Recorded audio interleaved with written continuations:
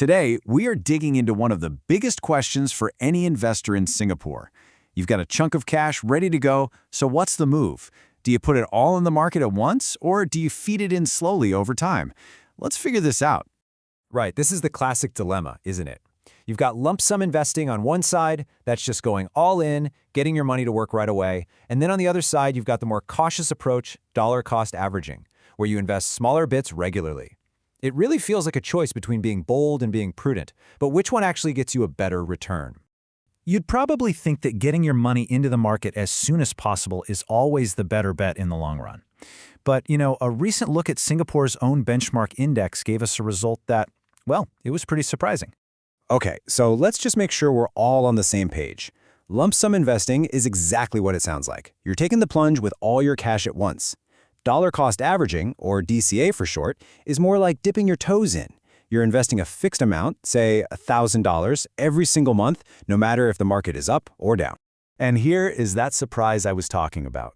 If you had started putting money into Singapore's Straits Times Index ETF at the end of 2019 and just kept going through the absolute roller coaster of the next few years, that slow and steady DCA method would have netted you an annualized return of 5.0%. So how on earth did that happen?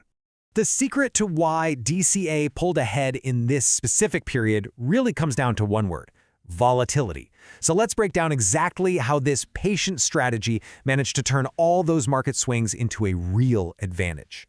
Now, check this out. When you put them head-to-head over this 43-month period, DCA gave you that 5.0% return, which just squeaked past the 4.8% you would have gotten from a lump sum investment. Now, it's not a massive difference, I get it, but it's super interesting because the lump sum person had all their money in the market from day one, earning dividends the whole time. And yet, DCA still came out on top. The logic behind it is actually beautiful in its simplicity.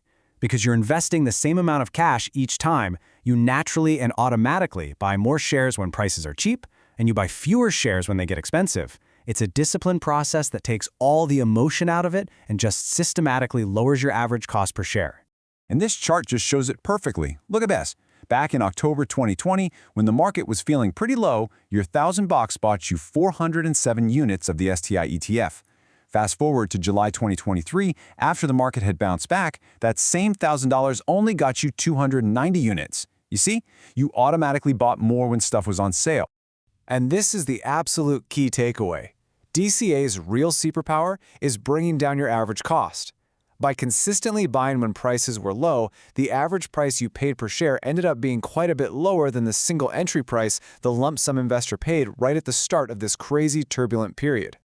Okay, so we've been talking a lot about how DCA won by investing in the STI ETF. But to really get why that happened, we kind of need to ask, what exactly is the STI? Let's pop the hood and take a quick look.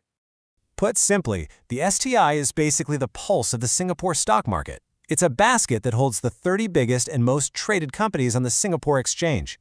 So whenever you hear someone say the market is up or down, they're usually talking about the STI. And when you look at what's actually in it, one thing just jumps right out. The STI is all about the banks. Financials make up over half the entire index. After that, you've got big chunks of real estate and industrials, which, really reflects the core pillars of Singapore's economy.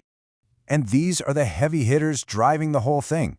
I mean, you'll recognize every name here: DBS, OCBC, and UOB.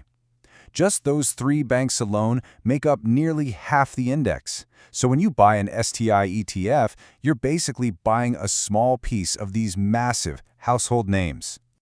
So, DCA won in a short, bumpy period. But does that automatically make it the undisputed champ?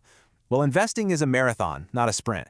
So let's zoom out and take a look at the long-term view, because this builds a very, very different story. And this is where the whole debate really flips on its head. If we zoom way out, the story of the Singapore market is one of incredible consistency.